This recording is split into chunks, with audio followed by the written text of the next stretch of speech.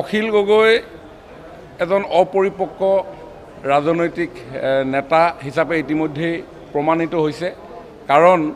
পবিত্ৰ বিধানসভাৰ মজিয়াখনত সমগ্ৰ অসমৰ জনসাধাৰণৰ আশা আকাংক্ষাসমূহক উপস্থাপন কৰিবৰ কাৰণে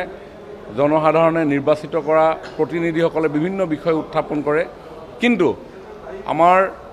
আসাম এছেম্বলিৰ যি প্ৰচিডিউৰ ৰুল এণ্ড কণ্ডাক্ট আছে সেই বিষয়ৰ কোনো তেখেতৰ অধ্যয়ন নাই আৰু নথকাৰ ফলত যিকোনো বিষয়তে তেওঁ সংবাদ মাধ্যমৰ দৃষ্টি আকৰ্ষণ কৰিবৰ কাৰণে প্ৰতিটো বিষয়তে তেওঁ উঠি এই বিষয়ত হস্তক্ষেপ কৰা আজি যোৱা 4.5 বছৰ আমি প্ৰত্যক্ষ কৰিছোঁ গতিকে তেওঁ কেৱল মাত্ৰ জনসাধাৰণক সংবাদ মাধ্যমৰ জৰিয়তে দৃষ্টি আকৰ্ষণ কৰিবৰ কাৰণে বিধানসভাৰ মজিয়াত এটা অহৈতুক পৰিৱেশ তেওঁ সদায় নিৰ্মাণ কৰি আহিছে যিটো আমাৰ এখন সুস্থ গণতন্ত্ৰৰ পৰিপন্থী গতিকে তেখেতৰ কথা বতৰা হস্তীয়া ধৰণৰ কথা বতৰা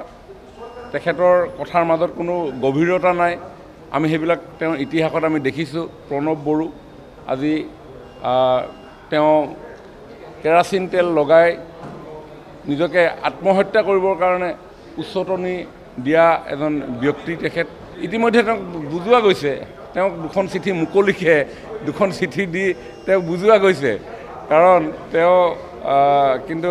কি ক'ব তেওঁ তেনেকুৱা ধৰণৰ চৰিত্ৰৰে মানুহ গতিকে সেই চৰিত্ৰৰ মানুহ হিচাপে তেখেতৰ যিখিনি আচৰণ সেই আচৰণ জনসাধাৰণে ইতিমধ্যেই ৰাইজে দেখিছে 2 বছৰ আমি একেলগে পঢ়িছিলোঁ জে বি কলেজত তেতিয়া তেওঁ একোৱে নাছিলে তেওঁ এটা সাধাৰণ ল'ৰা এটা আছিলে তেতিয়া সেইটো সময়ত আমি কলেজ ইউনিয়ন সদৌ অসম ছাত্ৰ সন্থাৰ কাৰ্যকৰ্তা হিচাপে আমি কাম বন কৰি যেতিয়া ৰাইজৰ কাৰণে যেতিয়া আমি কাম কৰি ঘূৰি থাকোঁ তেওঁ তেতিয়া সেই গাঁৱত গৈ পিনি ঢকুৱা টানে বাটলি গুটি লৈ পিনি কেৰ্কেটুৱা নিধনত ব্যস্ত থাকে গতিকে